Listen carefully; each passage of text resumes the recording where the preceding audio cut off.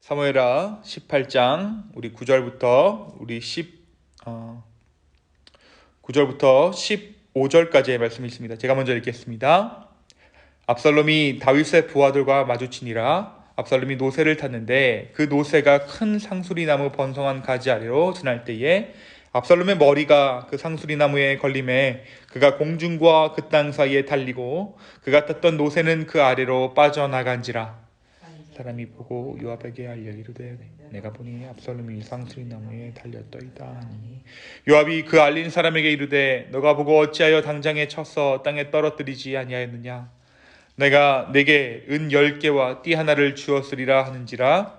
그 사람이 요압에게 대답하되 내가 내 손에 은 1000개를 받는다 할지라도 나는 왕의 아들에게 손을 대지 아니하겠나이다. 우리가 들었거니와 왕이 당신과 아비새와 이때에게 명령하여 이르시기를 삼가 누구든지 젊은 압살롬을 해하지 말라 하셨나이다.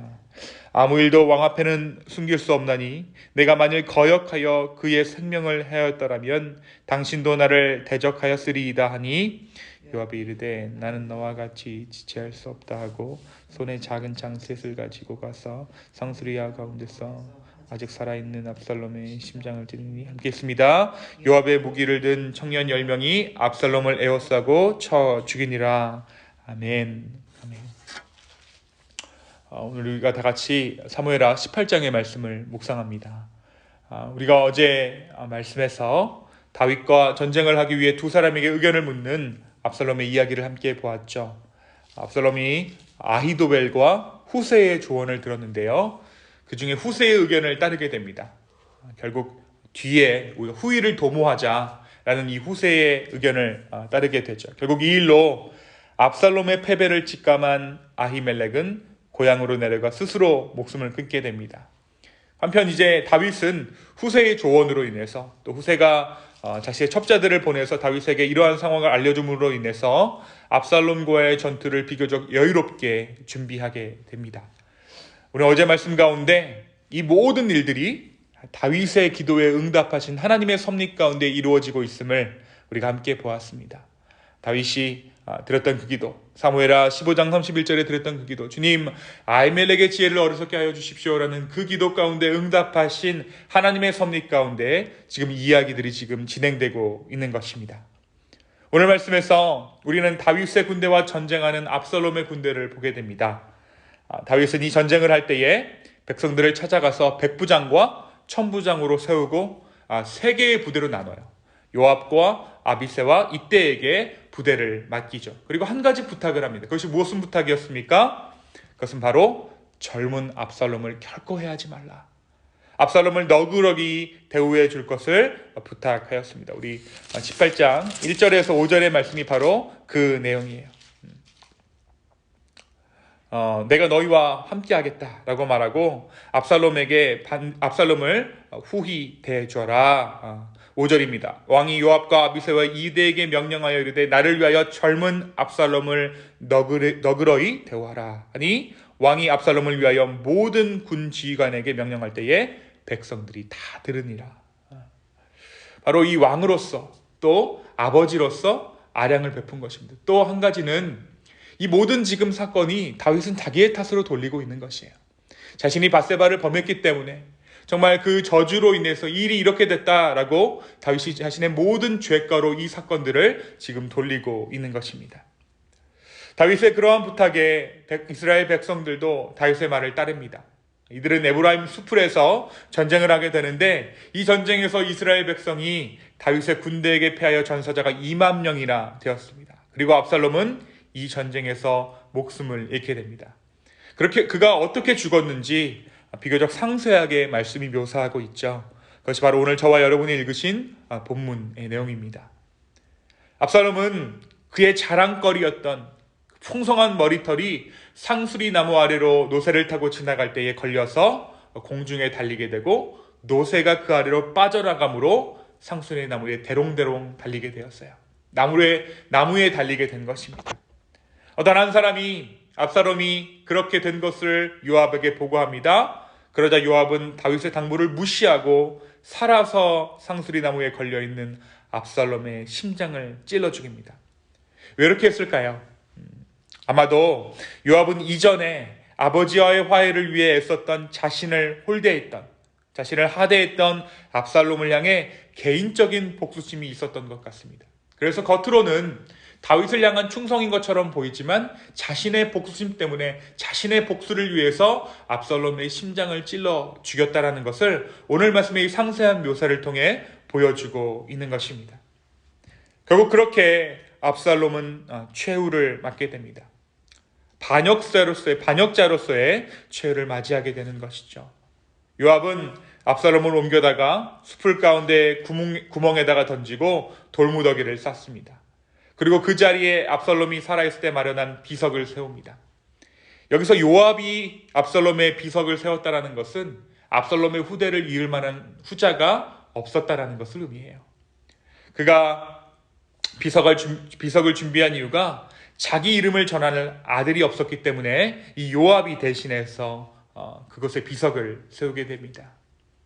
한편 말씀은 오늘 이 압살롬의 죽음은 이렇게 기술하고 있지만 다윗의 슬픔에 대해서 이 18장 전체에 대해서 기술하고 있습니다. 오늘 시간이 되신다면 오늘 이 다윗의 울음 19절부터 이어지는 이 다윗의 슬픔을 한번 읽어보시기 바랍니다. 정말 절절하게 정말 자신의 모든 것으로 자신의 정말 그 죽음을 대신하고 싶은 아비의 마음을 이 사무엘하 18장 19절에부터 우리 말씀을 통해 묵상할 수 있습니다. 반역자이기 이전에 자신의 아들이 비참한 최후를 맞이하게 된 것이 슬펐고 또 이 모든 비극이 자신의 죄악으로 인함이었기에 다윗은 슬픈 마음을 감출 수가 없었던 것입니다. 사랑하는 여러분, 이것이 오늘 사무엘하 18장의 내용입니다. 오늘 말씀이 우리에게 무엇을 말해주고 있을까요? 먼저 우리는 오늘 말씀에서 반역자 압살롬의 허무한 죽음을 보게 됩니다. 그가 노새를 타고 있었던 이유가 있습니다. 왜 그가 노새를 타고 있었는가? 왕이면 말을 타야 하는데 왜 노새를 타고 있는가? 노새가 당시에는 왕의 상징이었어요.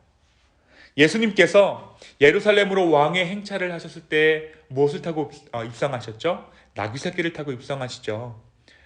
그 나귀를 타고 입성하셨던 이유도 겸손을 상징하기 위해서라기보다 이 나귀가, 이 노새가 이스라엘 왕의 상징이었기 때문입니다. 노새를 타고 이 압살롬이 스스로가 왕임을 자처했던 것이에요. 노새를 타고 스스로가 왕임을 자처했던 그가 전장에서 적군의 칼에 죽은 것도 아니라 자기의 머리카락이 걸려서 황망하게 죽어갑니다.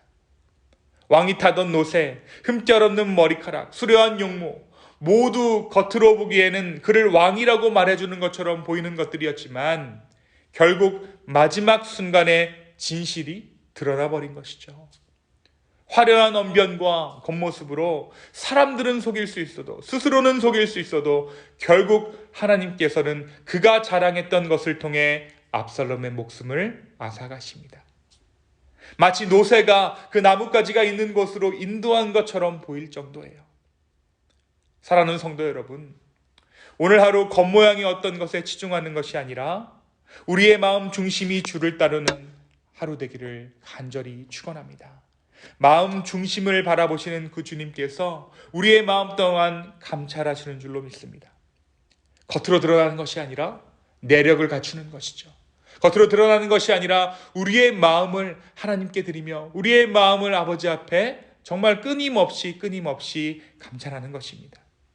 모든 상황을 공정하게 바라보시는 그 주님이 우리에게 무서운 하나님이 아니라 선하신 분, 인자한 분, 우리의 억울함을 풀어주시는 하나님 되기를 소망합니다. 언제 그렇게 될까요? 우리가 하나님 앞에 하나님 자녀로 합당한 삶을 살아갈 때에 우리 주님은 선한 얼굴을 우리에게 들어보여 주실 것입니다. 정말 온전히 우리가 하나님의 자녀로 우리의 마음을 정말 온전히 다루며 나아갈 때 주님 우리의 죄를 용서하여 주십시오 라고 정말 우리의 마음 중심에 있는 그 모든 것들을 주 앞에 고할 때 하나님께서는 자비의 얼굴을 우리에게 드셔서 하나님의 손길로 우리의 삶 가운데 주님의 능력을 보여주실 것입니다.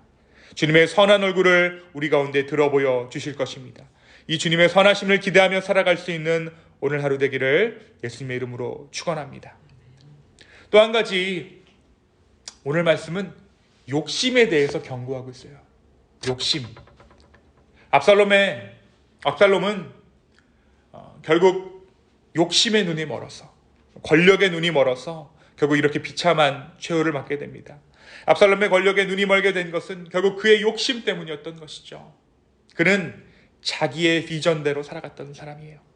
자기의 계획대로 살아갔던 사람입니다.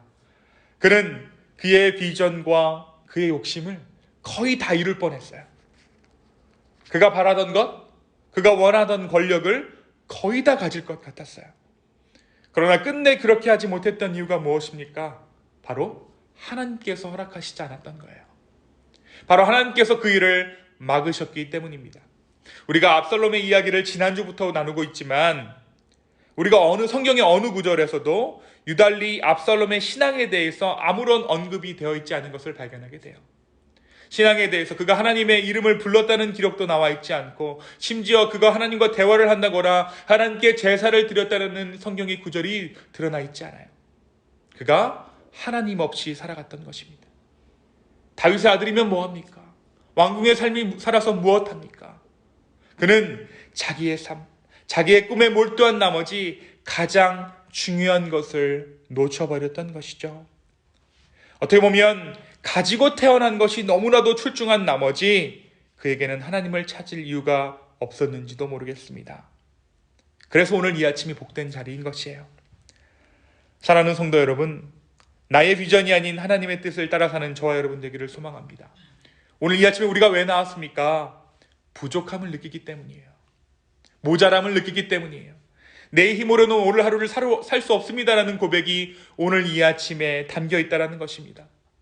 부족함을 느껴서 새벽마다 주님을 찾고 나의 생각을 믿지 못해서 아버지의 뜻을 다시 한번 묻는 모자람을 인정하는 우리의 인생이 어떻게 보면 복된 인생이라는 것입니다. 부족함을 느껴서 주님을 찾고 정말 나의 죄됨을 인정하면서 나의 생각을 믿지 못해서 아버지의 뜻을 찾는 축복된 인생, 바로 그것이 저와 여러분의 인생인 줄로 믿습니다. 주님께서 오늘 겸손함으로 주 앞에 나아가는 자들에게 하나님의 뜻을 밝히 보여주실 것입니다. 정말 우리의 욕심, 우리의 비전이 다 드러나게 하시고 하나님의 뜻이 어디에 있는지 우리 가운데 밝히 보여주실 줄로 믿습니다. 주님의 뜻을 구할 때에, 성령 하나님 우리 가운데 말씀하여 주시옵소서 고백할 때 주님께서 우리의 마음 가운데 말씀하게 되는 놀라운 은혜가 있기를 예수님의 이름으로 축원합니다. 모자람을 인정하십시오. 정말 부족함을 인정하십시오. 바로 그때 하나님께서 하나님의 것들로 우리의 삶을 충만하게 채워주실 것입니다. 오늘 이 아침에 우리의 부족함을 인정하며 나아가는, 그래서 복된 인생 누리는 저와 여러분 되기를 예수 그리스도의 이름으로 축원합니다. 이 시간 함께 기도하겠습니다.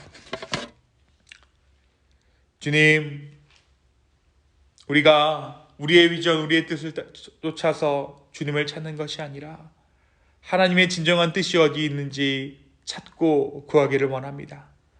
주님, 우리가 부족함을 느낍니다. 모자람을 느낍니다.